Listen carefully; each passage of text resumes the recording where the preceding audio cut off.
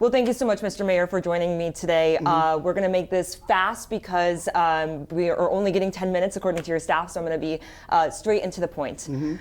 First, I want to start out with the breaking news that just happened. Judge Dale Ho has now appointed an independent attorney to argue against the Justice Department's move to drop the criminal charges against you. What's your reaction? It's all part of the process. The wheels of justice grind slow but exceedingly fine, Dr. King once stated. And I have a great, competent legal team. We just got the information, and they're going to look over it. But this now delays a decision in your case, and your attorney said that you haven't been receiving security briefings since your security clearance was revoked, and you haven't even been receiving terrorism threats, which seems like a big part of your job. And you said you've been able to do your job without any sort of interruption because of this case. So doesn't that pretty much affect your ability to do your job? Well, justice delayed is not justice denied, and we believe it's imperative for I could have the full apparatus of being a mayor to coordinate with my federal entities and authorities, and we're hoping we can get this cleared up so I can continue to do that. Have you not been getting security briefings? We still have in place the police commissioner and the deputy commissioner, Weiner, who's deputy commissioner of intelligence, and so they do not brief me on those high-level briefings, and we're going to respect the authorization you need to get those briefings, but we've been doing the job as need be. Now, are you frustrated, with these criminal charges that the Justice Department has moved to drop the charges without prejudice? Would you have hoped they would have moved to do something with prejudice or even just a full pardon? Well, one of the things that people state when you do it without precedent, it can always come back to haunt you. I did nothing wrong. I didn't commit a crime. I'm not going to commit a crime, so I don't have to look over my shoulders. I made it clear. This was an overreach, overzealous prosecution. And we're hearing what the new Justice Department is stating based on their observation. The Attorney General just spoke the other day about how weak these charges were. Now, if you dismiss these charges, like you were saying, without prejudice, then they do have the option of bringing those charges back at any point.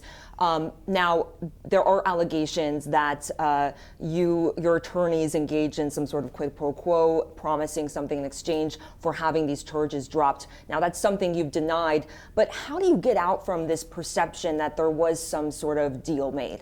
Well, even in the individual who made that allegation, they said in appearance of. They didn't say it was a quid pro quo, because that's a crime.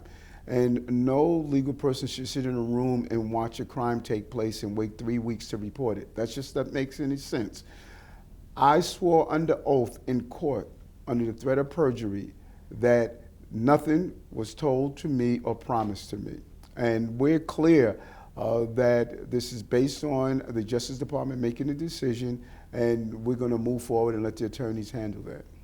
Do you think that promise in court was enough? How do you go about proving to the public that there was no sort of collusion with the Trump administration?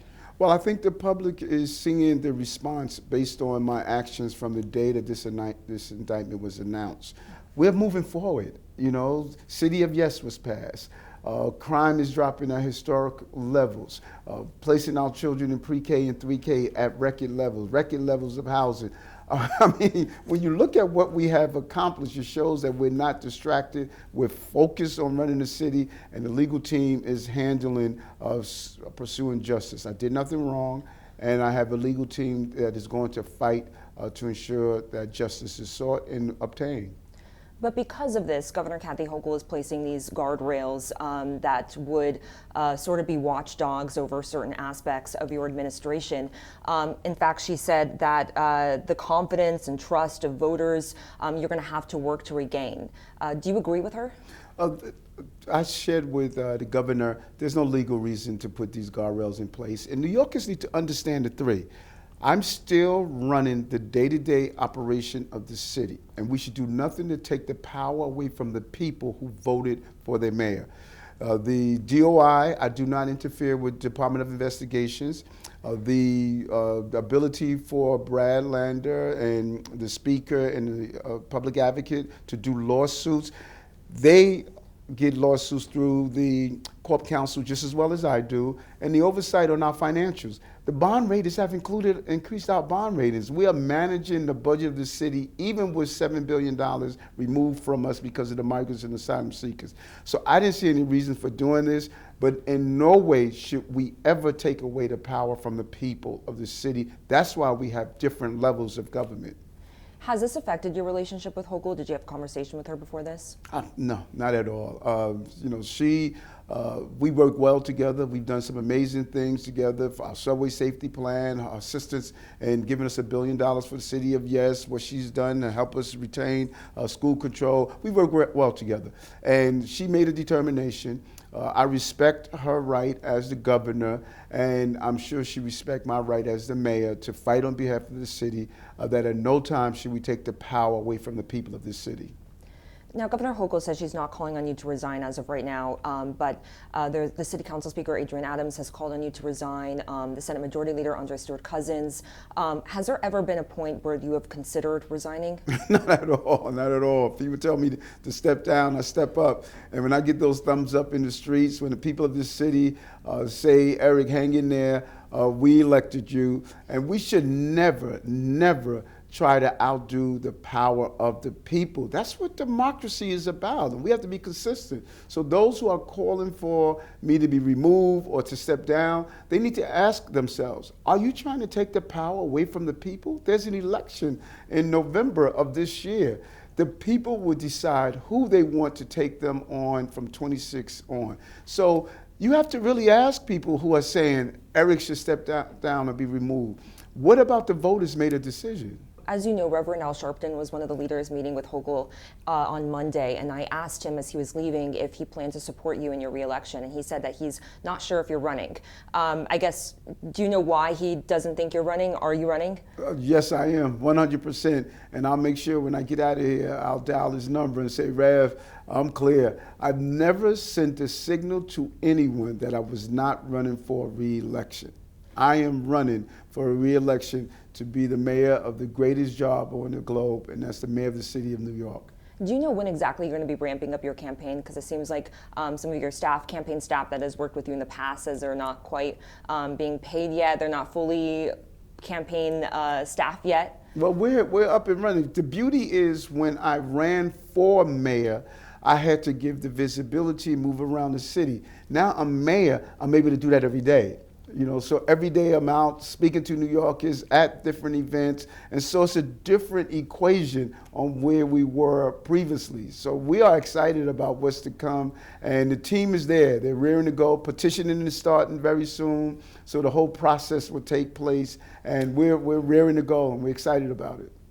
Is there anything you're going to tell to voters to try to help bring back some confidence and make sure that they can trust you are going to act independently of the Trump administration? Well, we have always been independent. And when you look at my record, remember I was a police officer, wore the blue uniform, and fought for reform within the police department. And many people thought it was not possible to be in the department and fight for those reforms. My history and record of over 40 years service shows that I'm beholden to one group of people, and those are the voters of the city. And those voters will see how consistent I've been on delivering this city in the right direction. And so, yes, when you hear and reading every day of this crisis, you begin to internalize it. But I'm hearing from New Yorkers every day, hang in there, Eric, don't surrender. You were voted in office by us, and that's you who should make the determination on who's the next mayor. Is there anything else in your day-to-day duties that's been affected besides this security clearance that has kept you from being able to do your job because of this case? Well, anytime you are dealing with a case of this magnitude, where you're seeing a historic level of leaks, a historic level of innuendos and accusations, when you see that over and over again, it just interferes. And New York is one of the mayor to be able to be focused on his job. Some of the unfortunate leaks that my attorneys went over and reached and spoke about over and over again, those should not happen. The leaking of private grand jury minutes, etc. And on congestion pricing, Do you think it was right for the Trump administration to at least signal that they plan to put the brakes on the tolling program? Do you think this was federal overreach, and have you spoken to Washington about this? No, I have not. This is a state entity. Governor Cuomo passed this into law. The state lawmakers did so, and the MTA executed the plan, and federal support came with it. And so I made it clear that the governor and the state lawmakers must determine the steps forward. We wanted to push for more waivers. We wanted to make sure we were able to secure the $100 million for environmental groups. But this is the governor and the state lawmakers must make the determination. But this is something that affects every city resident. Not only affects tourism, it affects New Yorkers' health. That's a big platform for you. So do you feel like this, are you concerned at all? Because it does affect New Yorkers every day today. So I guess it does affect you as well as a mayor of the New York City. Yes, and we wish we would have had a larger role, and I think it should have come through the city council and the mayor's office to make the determination, but that's not what happened. But let's be clear, I have not met one New Yorker that would say, charge me another fee for something. So, you have New Yorkers that understand the environmental impact of it. You have New Yorkers that are concerned about what the cost may be. You have New Yorkers who are concerned about how this impact first responders and other civil service. So this is a complicated conversation that the governor and the state lawmakers must determine how to move forward.